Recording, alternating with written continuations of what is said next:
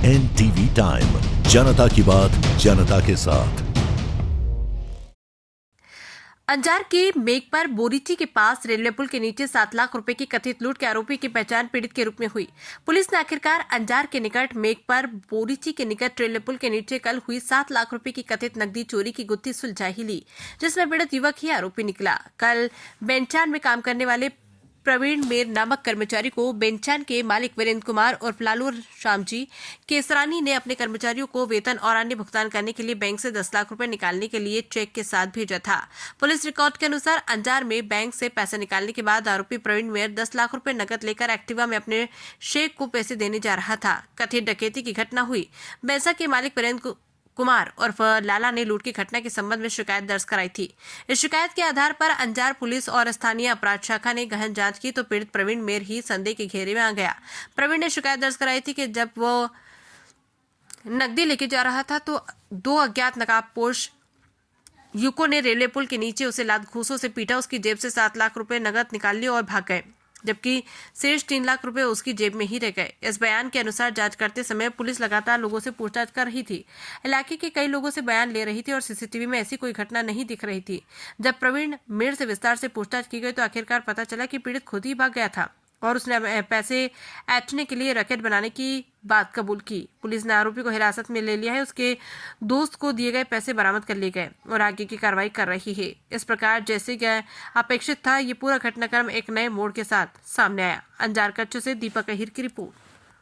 ગઈકાલે સાંજની દરમિયાન અંજાર પોલીસ સ્ટેશનના મેઘપર બોરીચી ગામના અંડરપાસ પાસે એક ઘટના બનેલ હોય એવી પોલીસ સ્ટેશને જાણ થઈ હતી, જેમાં એક વ્યક્તિ ઉપર જે એ બાઇક એક્ટિવા ચલાવતા હતા એમના પાસે પાછળથી 2 લોકો આવીને એમને બાઇક ઉપર ધક્કો મારીને એક્ટિવાને ધક્કો મારીને એમને પાસે જે ડિક્કીમાં પૈસા હતા એ પૈસા જે છે કાઢીને લઈને નીકળી ગયા હતા એવી હકીકત જણાવેલ હતી, જેમાં 7 લાખ રૂપિયા જેટલા પૈસા હતા।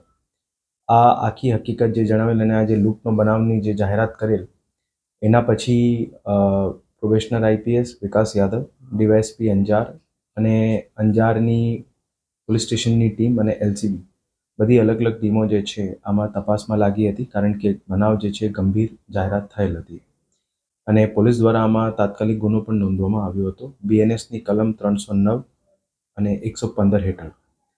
પછી જ્યારે આખી તપાસ કરવામાં આવતી હતી અને જે પ્રમાણેની જાહેરાત થયેલ હતી એ પ્રમાણેની બધી અલગ અલગ એંગલ્સમાં પોલીસ દ્વારા તપાસ કરવામાં આવતી હતી અને સીસીટીવી ચકાસવામાં આવતા હતા, પણ જે રીતની હકીકત જે વ્યક્તિ દ્વારા જે ભોગ બનનાર દ્વારા જણાવવામાં આવેલ હતી એ રીતની હકીકત સીસીટીવીમાં કોઈ પણ હિસાબથી ફળદાયક જણાતી નથી અને એમાં જે વસ્તુઓ જે છે એનું કોઇન્સિડન્સ સીસીટીવી ફૂટેજ દરમિયાન કોઈ મળતું નથી હતું, એટલે જે ભોગ બનનાર હતું એ પોતે શંકાના દાયરામાં લાગતું હતું અને પછી ઝીણવટભરી તપાસ કરતા ભોગ બનનાર જે છે એ પોતે જે છે આ આખા અંજામને એક ખોટી રીતે ઉપજાવેલ હતું અને એમાં પોતે એમને પૈસાની જરૂરિયાત હોય એના માટે અને પોતાની આર્થિક સ્થિતિ સારી રીતે થાય આ પર્સનલ બેનિફિટ માટે જે છે એના દ્વારા ભોગ બનનાર દ્વારા આખી જે સ્ટોરી ઉપજાવેલ હતી અને પછી એની વધારે તપાસ કરતા જે પૈસા હતા જેમાં 7 લાખ રૂપિયા હતા એ પોતે એમના મિત્રને જે છે આપી દીધેલ હતા વગર કોઈ વસ્તુ જણાવેલ કે શેના માટે અને શા માટે આપેલ છે। પછી પોલીસ દ્વારા એમને મિત્રને પણ બોલાવવામાં આવેલ અને એમને દ્વારા જે છે જેટલા પૈસા હતા એ બધા જે છે એ પોલીસને સોંપવામાં આવેલ છે, એટલે લૂંટના જે આખી હકીકતનું જે ટોટલ 7 લાખ રૂપિયા હતા એ મુદ્દામાલ રિકવર કરવામાં આવેલ છે અને જે ભોગ બનનાર છે એ જ પોતે આરોપી નીકળેલ છે। જે ગુનો દાખલ કરવામાં આવેલ છે એના અંતર્ગત પોલીસ દ્વારા આગળની તપાસ ચાલુ છે।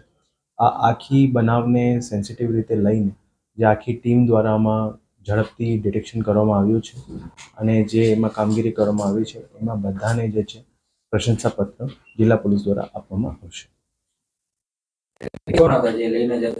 એ જે પૈસા હતા એ પૈસા પોતે અંજાર શહેરના જે માનવ સ્ક્વેર જે છે ત્યાં એક ઇન્ડસઇન્ડ બેંક આવેલો છે સામે, ત્યાંથી 10 લાખ રૂપિયા લઈને જે છે બેંકથી નીકળેલ હતો, જેમાં 3 લાખ રૂપિયા એમના અલગથી સાઈડમાં રહી હતા અને 7 લાખ રૂપિયા જે છે એ આમને પોતાની જરૂરત માટે આજે આખી સ્ટોરી ઊભી કરવામાં આવેલ એમાં એમને મિત્રને આપેલા હતા।